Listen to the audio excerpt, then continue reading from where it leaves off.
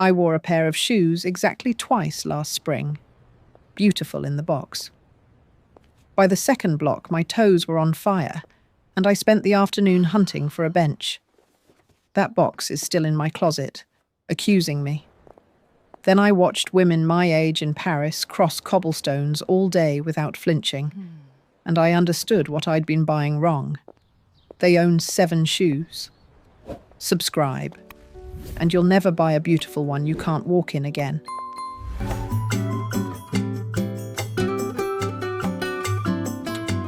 Number 1. The modern flat. Not the round-toed ballerina with the little bow at the front. That one has a way of making a grown woman look like she's been dressed for a piano recital. I owned a pair. I gave them away. What replaced them was cleaner and colder, in the best sense. A squared toe, or a low V-cut vamp that shows a sliver of the top of the foot, or the glove flat, which is unlined and folds like a leather glove, because that is what it is. Carolyn Bessette Kennedy wore that line in the 90s, and it hasn't dated a day. The reason it survives past 60 is underneath. A flat with nothing inside it is a punishment on concrete. You feel every seam in the pavement come up through your heel by the second hour. So the good ones hide their engineering. Margot builds 5 millimeters of plush foam into the bed of its woven leather flats. Taryn Rose, a line drawn up by an orthopedic surgeon, does a 2-tone cap toe with a proper arch shelf and cuts it in wider widths, which matters more with every decade, because feet spread as we age, and the toe box that fit at 40 becomes a vice at 65. Arche, in Chateau Renaud, just north of Tours, has been pouring liquid latex by hand into moulds since 1960. The Lactée Hevea sole, full of thousands of microscopic air bubbles, is why those shoes feel like walking on bread dough. In summer, the mesh and embroidered versions breathe and frame a fresh pedicure. Cropped straight-leg jeans, a fine knit sweater, a trench. Nothing more. The unlined pairs stretch about half a size in the first month, so buy them snug and let them come to you. Size up for comfort, and you'll be walking straight out of them by August.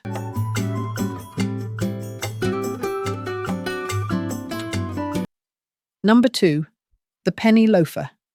There's a woman I think about often, a retired school teacher of 73, who has worn the same shape of loafer since her first classroom and has never once looked out of step. 4 pairs deep, each one resoled twice. A loafer gives an outfit structure and a slightly boyish snap without tipping it into formal, which is more than a sneaker can do. For a foot after 60, it also does mechanical work. The deep heel cup holds the heel still. The stiffened side walls stop the foot sliding as you walk, and sliding is where blisters and ankle wobbles are born. The sole is rigid enough to bridge a broken paving stone instead of folding into it. Classic penny styles like the G.H. Baswegians have been made since the 30s and take Rieseling beautifully. If the top of your foot is high or tender, a bunion, a hammer toe, the beginnings of a bony ridge. Go to the gathered, ruched versions, such as Reformation's Annie, where the pleated leather has slack built in and gives at the instep where a rigid vamp would press. Todd's Gomma models set rubber pebbles across the outsole, and those little studs soak up road shock the way tire tread does. Autumn is when this shoe turns properly French. A fine knit sock in navy, oxblood or cream, pulled just above the ankle bone with cropped trousers and a blazer. Not a thick sports sock. A thin one, chosen on purpose, in a colour that answers something else you're wearing. New leather bites. The first week it will rub the back of the heel raw, so wear them an hour a day around the house until the counter softens. Skip that, and your first long walk ends barefoot on a park bench with the shoes in your hand.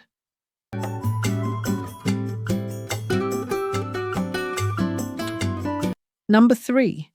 The slim sole trainer. That old travel column warning, "Never wear sneakers in Paris, they'll spot the tourist at 50 paces," has been dead for a decade. Trainers are on every age group in France now, students to grandmothers. What survived is a strict set of rules about which ones. Out. Anything chunky, high volume, neon, or plastered with a logo. A thick wedge sole cuts the leg line short and makes the walk look like effort, and effort is the single thing a shoe should never advertise. In, low, slim, leather or suede, white or a soft colour. The Veja Campo is the workhorse, generous through the toes, on a sole of wild rubber, tapped in the Amazon, thick enough to cushion and flat enough to keep the silhouette clean. Cézanne's Jack does the same job in a softer, less sporty shape. When a neutral outfit needs one note of colour, the suede retros carry it at ankle height, where it lifts an outfit instead of shouting over it. A samba, a gazelle, a cortez. And if your ankles are sensitive, the Cole Haan Grand Pro is the one to know. Feather light, with an unlined tongue, so there's no stitched seam sawing away at the ankle bone across a long day. Engineering counts more here than anywhere. Mephisto was started in Sarrebourg in 1965 by Martin Michaeli, a shoe engineer who wanted athletic shock absorption inside something you wouldn't be embarrassed to wear to lunch. The soft air midsole cushions the strike and keeps air circulating through the shoe. The trampolines system, launched in 1978, stores the energy of your heel landing and hands it back at push-off, which is a small mercy at mile 4. White leather scuffs. Suede and rain are enemies. Either way, they need wiping down weekly because a grubby white sneaker will age an outfit faster than any grey hair.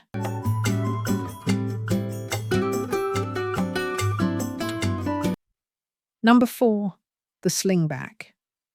At a wedding 2 summers ago, I watched a woman in gorgeous stilettos give up by 9 o'clock, sitting against the wall with them in her hand like 2 dead birds.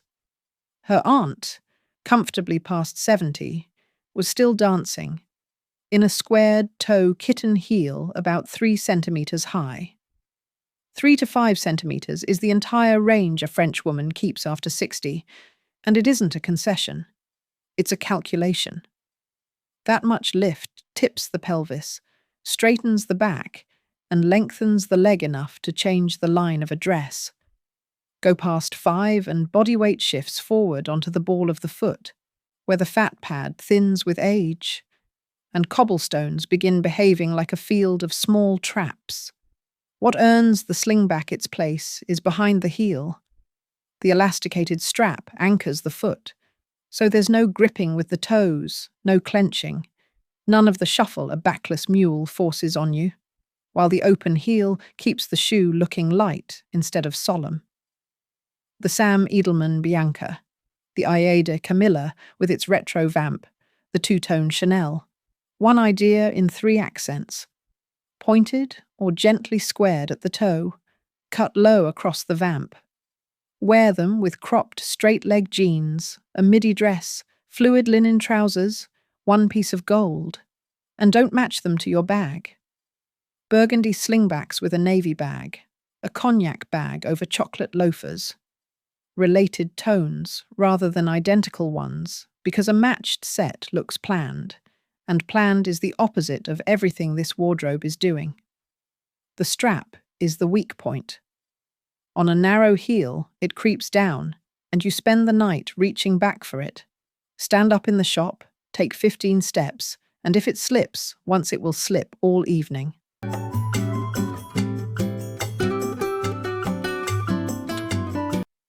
Number 5. The flat leather sandal. The Tropézienne.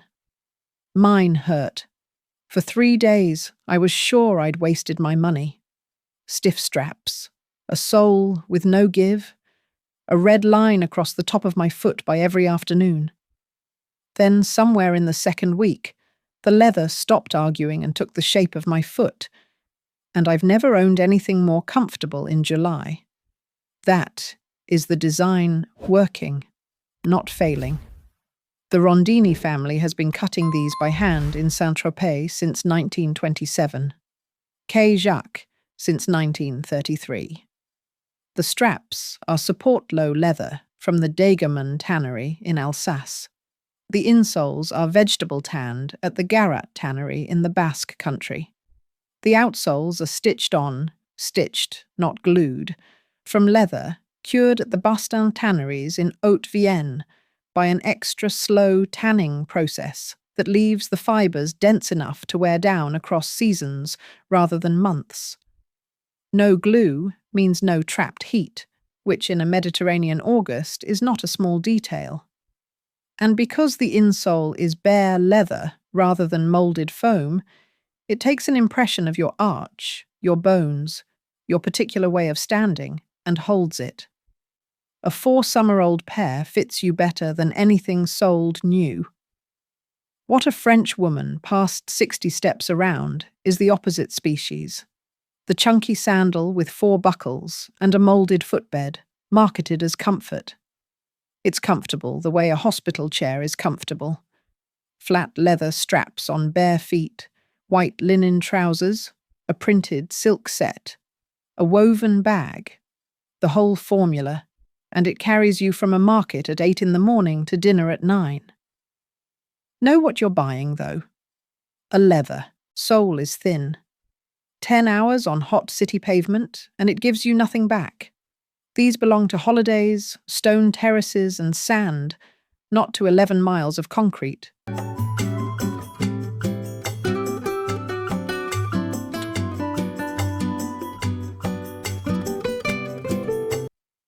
Number 6.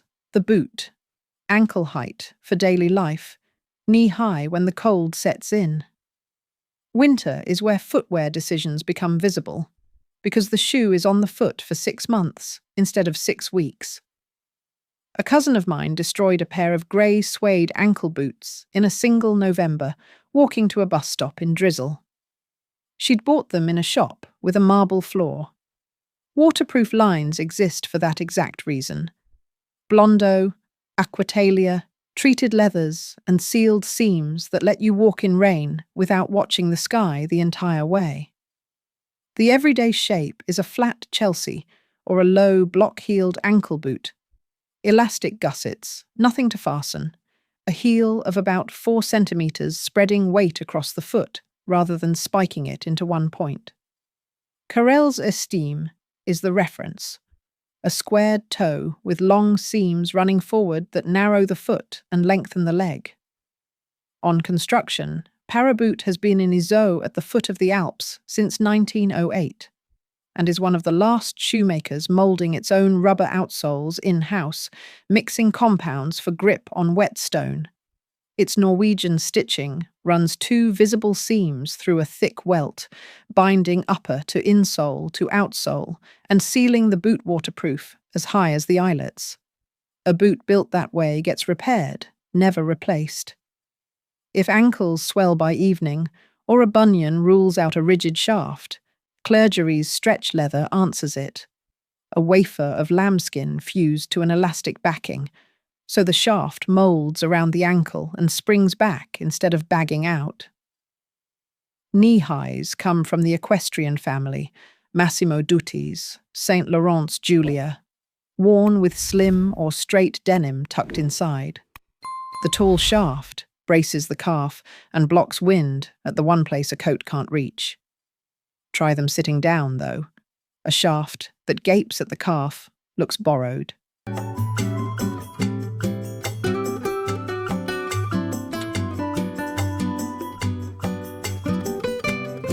Number 7. The woven summer shoe. Espadrilles, raffia, and the soft mule. Flat espadrilles only.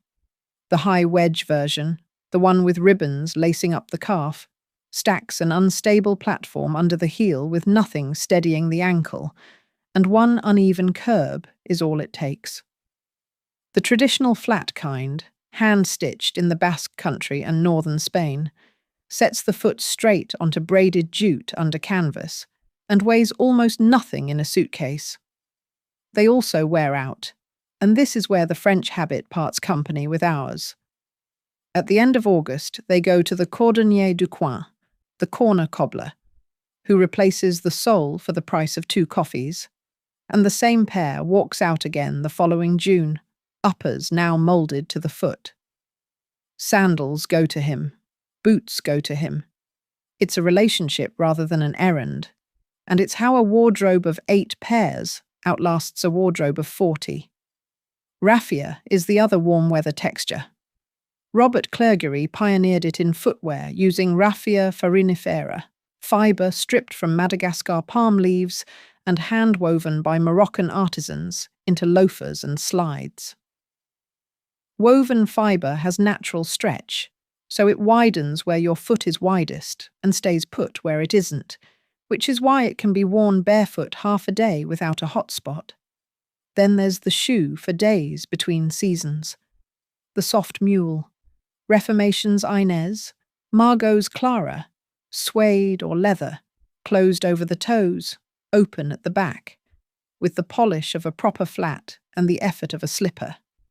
Over cropped linen trousers with an oversized white shirt, it looks considered rather than convenient. Both have their limit. Jute and rain don't mix. One downpour and an espadrille sole is a sponge. And a backless shoe asks your toes to do the gripping, which is fine for a terrace lunch and poor for a train station. That box in my closet makes sense to me now. These women aren't buying shoes, they're buying the walk, the ability to be out for 10 hours and still look like themselves at the end of it.